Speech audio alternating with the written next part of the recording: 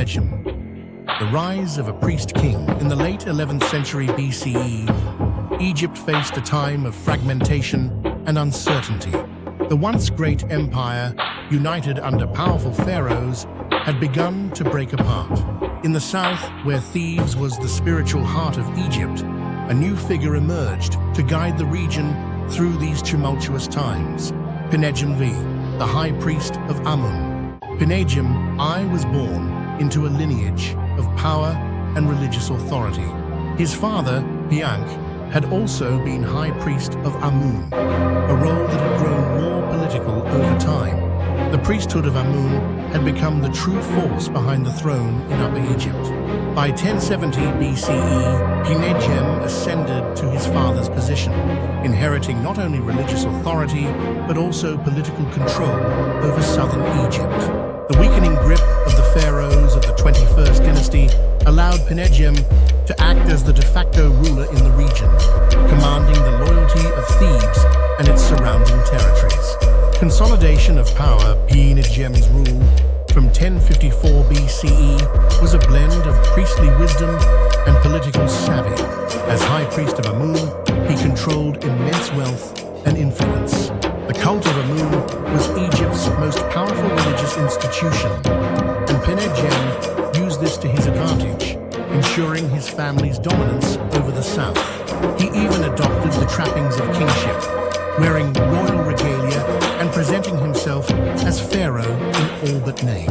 His claim to authority was bolstered by marrying into the royal family, solidifying his position as a bridge between the fading central government in the north and the thriving religious political power of Thebes.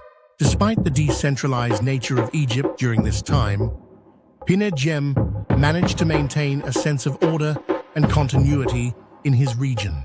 He upheld the religious rites, presided over temple renovations, and safeguarded the tombs of previous kings, a task critical to maintaining the legitimacy of his rule in the eyes of the gods and the people.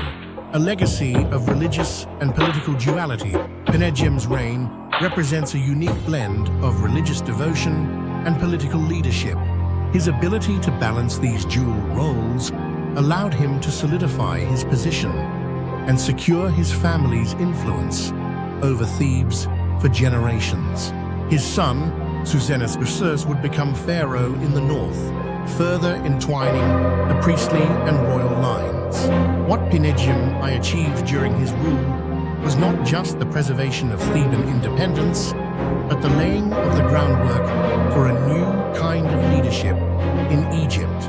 His reign marked the rise of priest-kings, where religious authority equaled, if not surpassed, royal power. By deftly navigating both realms, Pinedjem ensured that his family's legacy would endure beyond the chaos of Egypt's third intermediate period. Self-knowledge of the past. Pinedjem I's story teaches us that greatness often emerges not from a throne, but from wisdom, strategy, and the ability to adapt to change. His rise to power during a fractured time in Egypt's history reminds us that leadership is not solely about titles, but about action and understanding the pulse of the people. In knowing our past, we gain insight into the potential that lies within us to shape the future. Pinedjem's legacy lives on as a testament to the power of resilience, adaptability, and foresight, a reminder that even in the most challenging times, greatness can be achieved by those who dare to lead with purpose. The height of Pinedjem's influence. As Pinedjem I's influence grew, so did his responsibilities, not only as a spiritual leader, but also as a ruler in all practical senses. His authority stretched from Thebes down through Upper Egypt, and his rule was marked by significant contributions to the preservation of Egypt's religious heritage.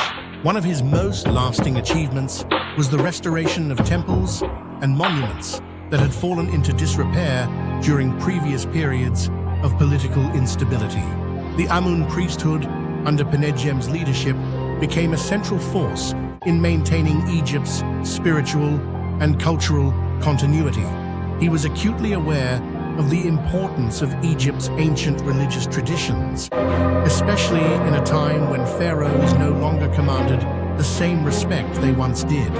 By focusing on restoring temples and re-establishing the cult of Amun in all its former glory, Pinedjem underscored the essential connection between the divine order and earthly rule, diplomacy and strategy in a fractured Egypt. Pinedjem's reign was not marked by warfare, but by a series of calculated political maneuvers. Egypt was no longer the unified empire it had been under the great New Kingdom pharaohs. The country was divided, with the north controlled by the Tanite kings and the south under the influence of Thebes and the Amun priesthood. Despite this division, Pinedjem fostered a cautious relationship with the northern rulers, avoiding direct conflict while maintaining his position of power in the south. His diplomatic skills were essential to the preservation of peace, allowing Upper Egypt to thrive under his leadership.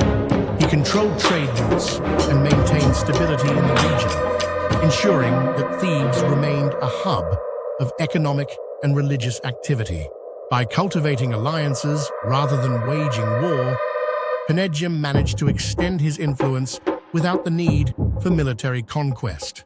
His marriage alliances furthered this strategy. His sons, particularly Suzens-Bust, would go on to assume the throne in the northern city of Tanis, effectively bringing both regions under the broader control of his family. This marriage between the religious authority of Thebes and the royal power of Tanis helped to stabilize Egypt during an otherwise tumultuous period. A divine ruler without a crown. Though Pinedjem never officially took the title of pharaoh, his actions and demeanor were that of a king. He assumed many of the symbols of royalty, adopting the double crown of Upper and Lower Egypt in inscriptions, and presenting himself as a restorer of order. This subtle but powerful assertion of kingship was key to his success. He ruled not through brute force, but through the perception that he was divinely chosen to restore balance during a time of chaos. By aligning himself closely with the god Amun, Pinedjem portrayed himself as the intermediary between the divine and the earthly realms. This sacred connection gave him a legitimacy that few could challenge, making him one of the most influential figures of the Third Intermediate Period.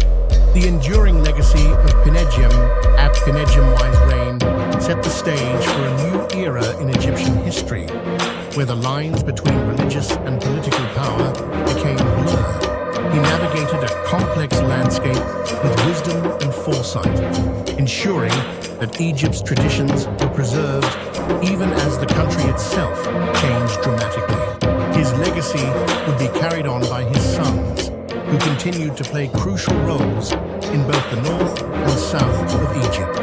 By the time of his death, in 1032 BCE, Pinedjem had cemented his family's place in Egyptian history, not just as priests, but as rulers in their own right. His reign marked a turning point, showing that in times of upheaval, adaptability, and strategic vision could carry a leader further than mere force. Compelling self-knowledge of the past, Pinedjem's life offers a profound lesson. Greatness is not always inherited or conferred by title. True leadership arises from the ability to navigate complex times with wisdom, vision, and adaptability. Pinedjem did not need a crown to rule. He knew that true authority comes from aligning one's actions with the deeper values of society and the divine. His reign reminds us that in the face of uncertainty, it is often those who understand the broader forces at play, whether spiritual, political, or cultural, who shape the course of history. In reflecting on Pinedjem's legacy, we are encouraged to look at our own lives. It is not always the titles we hold that define us, but the way we rise to the challenges before us. The greatness of the past is not lost, but lives within us when we learn to lead with purpose, wisdom, and an understanding of the enduring principles that guide all times. The ancient world speaks to us still, reminding reminding us of the power we each hold to shape our destiny. Kindly click like, subscribe, and share this channel.